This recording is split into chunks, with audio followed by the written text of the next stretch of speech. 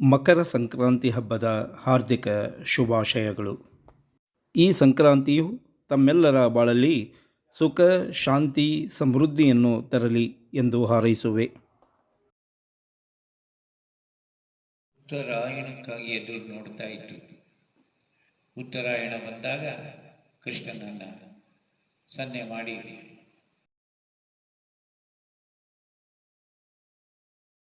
ನನಗೆ ಅಗ್ನಿಯೇ ಪ್ರಭು ಅಂತ ಕೇಳಿ ಅವನು ಅಭಯವನ್ನು ನೀಡಿದಾಗ ಉತ್ತರಾಯಣದಲ್ಲಿ ಶರೀರವನ್ನು ತ್ಯಜಿಸಿದರು.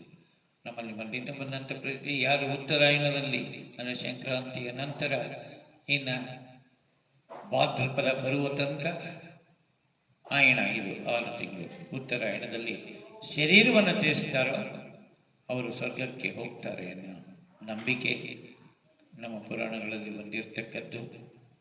ಸೊ ಬಾಹ್ಯದಲ್ಲೂ ಹೊರಗಡೆ ನಿಮಗೆ ನೋಡಲು ಗೊತ್ತಾಗತ್ತೆ. ನಾಳೆ ಮುಂಜಾನೆ ಸೂರ್ಯ ಕಳೆದ 6 ತಿಂಗಳಿಂದ ಗುರುಪೂರ್ಣಿಮೆ ಬಂದಾಗಿನಿಂದ ಈ ಕಡೆ ದಕ್ಷಿಣದ ಕಡೆಗೆ ಆಯಿನ ಅವನ ಚಲನೆ ಇದ್ದಕ್ಕಿದ್ದಾಗೆ ನಾಳೆ ಬೆಳಗ್ಗೆ ನೋಡಲು ಗೊತ್ತಾಗತ್ತೆ. ಈ ಕಡೆಗೆ ಉತ್ತರಕ್ಕೆ ತನ್ನಿಂತಾನಾಗಿ ಬದಲಾವಣೆ ಆಗತ್ತೆ ಚಲಿಸುವ ಆಯನದಲ್ಲಿ. ಸೊ ಅದರಿಂದ ಬಹಳ ಈ 2 ಪರ್ವಕಾಲಗಳು ಅಂತಾರೆ, ದಕ್ಷಿಣಾಯಣ ಮತ್ತು ಉತ್ತರಾಯಣ ಬದಲಾವಣೆ ಆಗುವ ಪರ್ವಗಳು ಬಹಳ ಶ್ರೇಷ್ಠವಾದದ್ದು. ಎಸ್ಪೆಷಲಿ ಸನಾತನ ಧರ್ಮದಲ್ಲಿ ಶ್ರದ್ಧೆ ಇಟ್ಟಿದ್ದವರು ಅವರ ಮಾತಾಪಿತೃಗಳಿಗೆ ಹಿರಿಯರುಗಳಿಗೆ ಏನು ತರ್ಪಣವನ್ನು ಆ ಸಂಕ್ರಮಣ ಕಾಲದಲ್ಲಿ ಆಯನ ಬದಲಾವಣೆ ಆಗುವ ಕಾಲದಲ್ಲಿ ಅರ್ಪಿಸಿದರೆ ಅವ್ರಿಗೂ ಮೋಕ್ಷ ಪ್ರಾಪ್ತಿಯಾಗತ್ತೆ. ಜನನ ಮರಣ ಸಂಕೋಲೆಯಿಂದ ಅವರು ಮುಕ್ತರಾಗ್ತಾರೆ. ಆ ಪಿತೃಲೋಕದಲ್ಲಿ ಇರುವವರು ನಮ್ಮ ಪೂರ್ವಜರು ಹಿರಿಯರು ಅನ್ನೋ ನಂಬಿಕೆ ಇದೆ.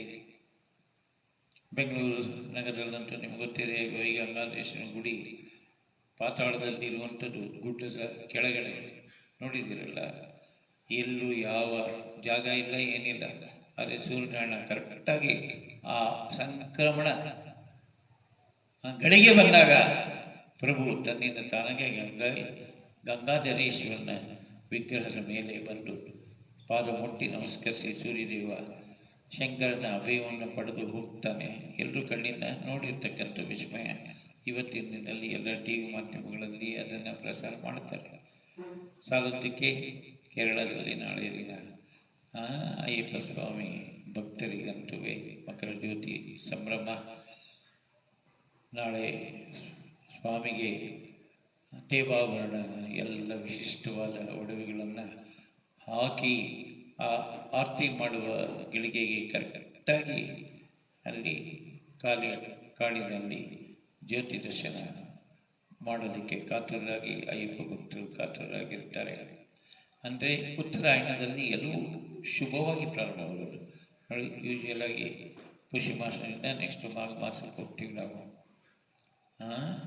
ಆಮೇಲೆ ಮಾಘ ಮಾಸ, ಆಮೇಲೆ ಫಾಲ್ಗುಣ ಮಾಸ, ಗೊತ್ತಾಯ್ತಲ್ಲ, ಚೈತ್ರ ಮಾಸ.